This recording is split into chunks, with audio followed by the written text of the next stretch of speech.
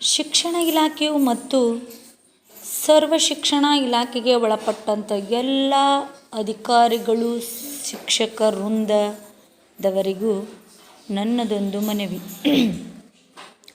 1ರಿಂದ 5ನೇ ತರಗತಿಯ ಶಿಕ್ಷಕರಿಗೆ PST ಎಂದು, 6ರಿಂದ 8ನೇ ತರಗತಿಯ ಶಿಕ್ಷಕರನ್ನು GPT ಅಥವಾ GPSTR ಎಂದು ಕರೆಯಲಾಗುತ್ತಿರುವ ಗುರುಗಳ ಬಳಗಕ್ಕೆ ಹಾಗೂ ಇಲಾಖೆಗೆ ನನ್ನದೊಂದು ಪ್ರಶ್ನೆ.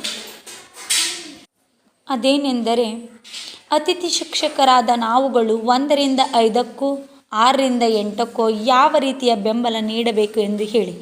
ನಿಮಗೆಲ್ಲ ಅನಿಸಬಹುದು, ನೀವು ಯಾವ ಹುದ್ದೆಗೆ ಅತಿಥಿ ಶಿಕ್ಷಕರಾಗಿದ್ದೀರಿ ಅವರಿಗೆ ಬೆಂಬಲವನ್ನು ನೀಡಬಹುದು. ಆದರೆ ವಾಸ್ತವ ಸ್ಥಿತಿಯಲ್ಲಿ ಹಾಗೆ ಬರುವುದಿಲ್ಲ. ಏಕೆಂದರೆ ನಾಳೆಯ ದಿನ ಸರ್ವರ PST ಬಳಗದ ಶಿಕ್ಷಕರು ಶಿಕ್ಷಕರ ದಿನಾಚರಣೆ ಆಚರಿಸುವುದನ್ನು ಬೇಡ ಎಂದು ಹೇಳುತ್ತಿದೆ. ಆದರೆ GPTಯವರು ಅದ್ಧೂರಿಯಾಗಿ ಆಚರಿಸಲು ಮುಂದಾಗಿದ್ದಾರೆ. ಇಲ್ಲಿ ಶಾಲೆಯಲ್ಲಿ 1ರಿಂದ 7 ಅಥವಾ 8ನೇ ತರಗತಿಯ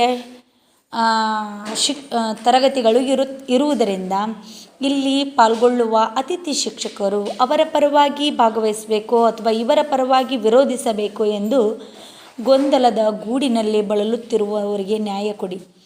ಇಲಾಖೆ ಯಾಕೆ ವರ್ಷದಿಂದ ವರ್ಷಕ್ಕೆ ತನ್ನ ನಿಯಮಗಳನ್ನು ಜಾರಿಗೊಳಿಸುತ್ತಾ ಹಲವಾರು ಸಮಸ್ಯೆಗಳ ಸುಳಿಗೆ ಸಿಲುಕುತ್ತಿದೆ? ಏಕೆ ಹೀಗೆ?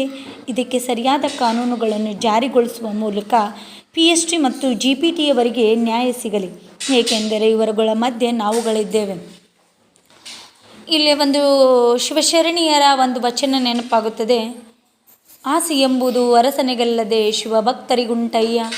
ಆ ರೀತಿ ನಾವೀಗ ಈ ಕಡೆ ಅರಸರಾಗ್ತಿಲ್ಲ, ಇತ್ತ ಕಡೆ ಶಿವಭಕ್ತರಾಗ್ತಿಲ್ಲ, ಮಧ್ಯದಲ್ಲಿ ಬದುಕು ನಡೆಸುತ್ತಿರುವವರಿಗೆ ನ್ಯಾಯ ಸಿಗುವಂತಾಗಲಿ, ಯಾವುದಕ್ಕೂ ನಿರ್ಣಯ ದೊರಕಲಿ.